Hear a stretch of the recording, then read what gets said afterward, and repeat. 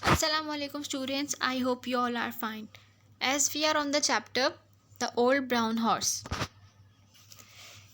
Yesterday we read this chapter, today we are going to do the exercises of it. First of all, open your books, page number 23. Here you will see a box given to you, words to know on page number 23. First copy down this box in your notebooks or in your registers and then start your exercises.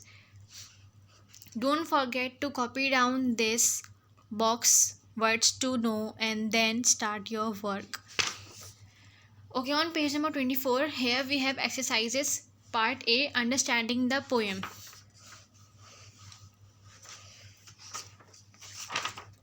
Question number 1 is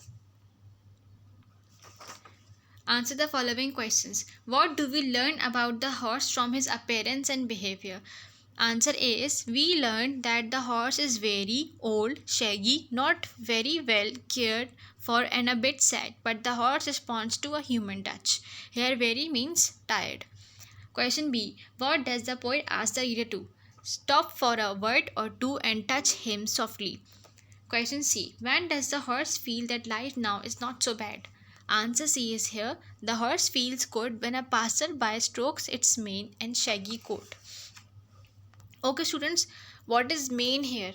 Mane means his long hairs on his head and his neck.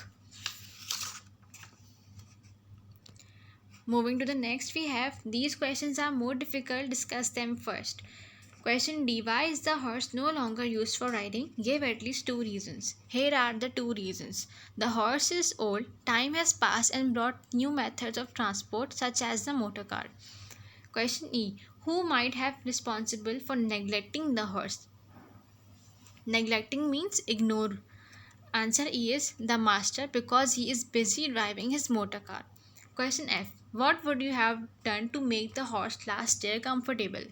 Answer F. I would take care of him. Okay, moving to the next question we have. Question number 2. Mark these statements as true or false. Exercise A. Part 2. Mark these statements as true or false. You have to mark down these as true or false. Students, you have to copy down all these questions in your registers. Make sure that you are going to copy down all these questions plus this box on page number 23 and then start your writing your answers from this video. The old horse is pleased with life. This is false because he was not pleased. He was sad. And number B. The old horse liked having visitors. Yes, it's true. People who drive past are interested in the horse. False. The horse does not like being touched. False. No, he loved being touched. Okay, the next we have exercise A part 3. Answer the following questions with reference to context. Here is the reference given to you and you have to answer it. As I earlier told you, that reference to the context are those paragraph or lines belongs to the chapter you are studying.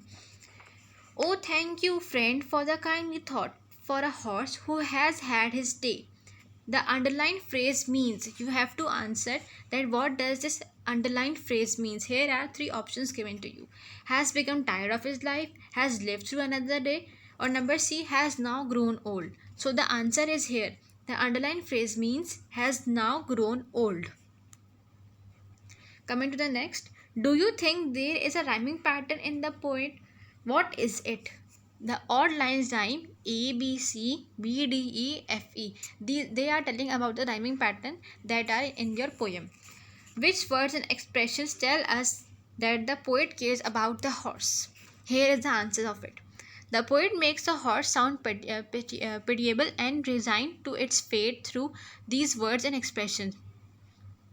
I am simply watching. Nobody seems to mind. A horse who is lame and half blind makes him feel quite sad, gives a little sigh, once as full of life as you. Students, you have to do all this work in your notebook. As I have told you earlier that you have to copy down the box given to you on page number 23. First copy down that box words to know and then start writing your answers. But make sure you are going to copy down the questions as well and then write your answers from this video. Still you have any difficulty or confusion, you can ask in the group.